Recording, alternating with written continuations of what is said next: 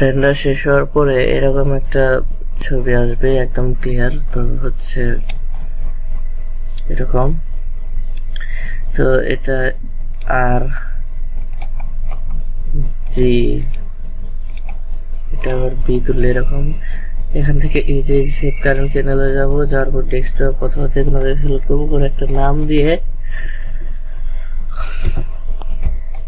এখানে all format থেকে আমি যে কোনোটা যেটা দরকার সেটা নিব। আমাদের ইএনজি দরকার, তো সেভ দিব, সেভ। আর এখানে করে দিব 48 বিট।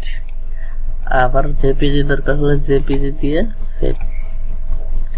ওকে, এইভাবে এখানে কাজ করব, তারপর সেভ দিয়ে বেরিয়ে আসবো।